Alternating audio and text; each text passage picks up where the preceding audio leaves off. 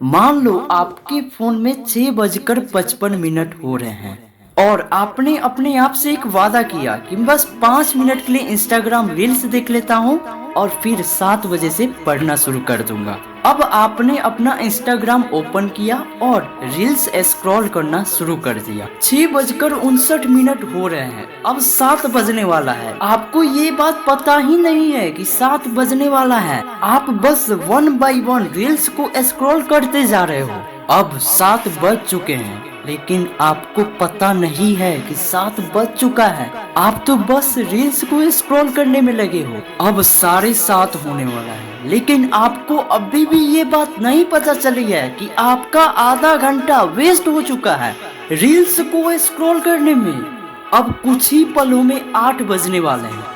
तभी आपका ध्यान आपके फोन की स्क्रीन के कॉर्नर पर जाता है और आप ये देखकर शॉक्ड हो जाते हो कि मैंने तो बस 5 मिनट के लिए रील्स देखने के लिए कहा था, ये मेरा 50 मिनट कहाँ वेस्ट हो गया भाई। ये आजकल की घड़ियां इतनी तेज क्यों चल रही है। अब यहाँ पर आपके पास 2 ऑप्शंस होते हैं। पहला ऑप्शन, आपने अपना फोन बंद किया और साइड में रखकर आप अपने काम में लग गए। वहीं दूसरा ऑप्शन जो कि ज्यादातर लोग करते हैं, उन्होंने अपना 1 घंटा पहले ही वेस्ट कर दिया है, लेकिन अब भी वो उसी फोन में लगे हैं। तभी आपके एक फ्रेंड का फोन आता है और आप उससे बात करने में इतना बिजी हो जाते हो कि आपको फिर से टाइम की वैल्यू पता ही नहीं चल रही होती और फिर से आपका आधा घंटा कब निकल जाता है आपको पता ही नहीं चलता। देखो, मैं आपको यहाँ टाइम नहीं गिना रहा हूँ, मैं आपको तो बस ये बता रहा हूँ कि कैसे आपका टाइम इन फालतू की चीजों में वेस्ट हो रहा है, जिनका आपके गोल्स से दूर दूर तक कोई संबंध नहीं है। अब आपने बहुत हिम्मत करके कुछ देर पढ़ाई की, लेकिन आपको पढ़ाई बोरिंग लगने लगी, पढ़ने में आपका मन ही नहीं लग रहा। तभी आपकी मम्मी आपको डिनर करने के लिए बुलाती है। अब आपने किताब बंद किया और आपने कहा, अरे यार, आज तो मेरा दोस्त फोन कर दिया था, उसने मेरा टाइम वेस्ट कर दिया, नहीं तो मैं बहुत कुछ पढ़ लेता आधे घंटे। अब आप यहाँ पर बहाने बनाने शुरू कर देते हो और लास्ट में आप कहते हो, छोड़ो, आज नहीं हो पाया तो क्या, कल से करेंगे, कल से पक्का, कल से पढ़ूंगा, पक्का पढ़ूंगा कल से। और ऐसे ही कल से कहते कहते आप ना कोई स्किल सीख पाते हो, ना ही अपनी लाइफ बदल पाते हो, क्योंकि आप एक ऐसे ट्रैप में फंस चुके हो जो कि आपको आपके गोल्स से दूर ले जा रही है। और फिर अगले दिन भी यही साइकिल रिपीट होता है। आप जब पढ़ने बैठते हो तो आपको पढ़ाई बोरिंग लगने लगती है, आपका माइंड फिर से रील्स स्क्रॉल करना चाहता है, आपको पढ़ने का मन ही नहीं करता। लेकिन क्या आपको पता है कि आपके साथ ये चीजें क्यों हो रही है? आपका पढ़ने में मन क्यों नहीं लग रहा है, या फिर आप कोई भी काम करते हो तो आपको वो काम बोरिंग क्यों लगने लग रहा है? देखो, इसमें आपकी कोई गलती नहीं है। अगर इसका कोई जिम्मेदार है तो वो है आपका ब्रेन।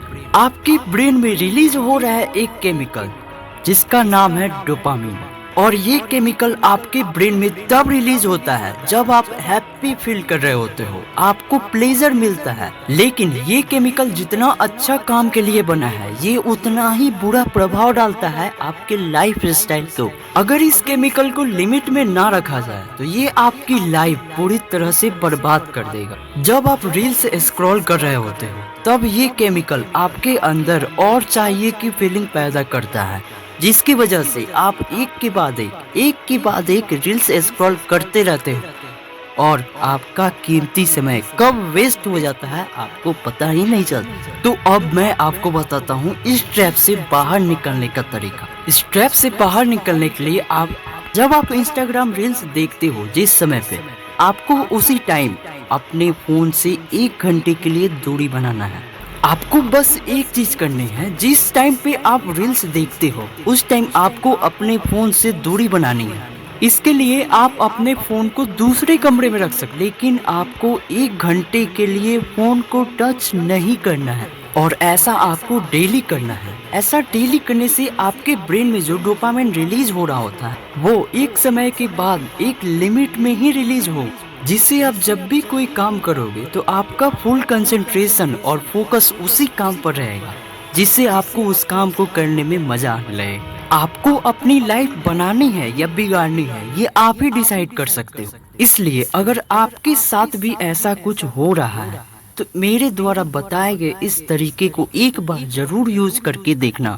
सच बता रहा हूँ, बहुत ज्यादा बेनिफिट्स मिलेंगे आपको। देखो, इस वीडियो में मैं आपको जबरदस्ती सब्सक्राइब करने के लिए नहीं बोल रहा हूँ या फिर वीडियो को लाइक करने के लिए नहीं बोल रहा हूँ। आपका फोन है, आपके हाथ में है, आपकी मर्जी, आप सब्सक्राइब करो या नहीं करो।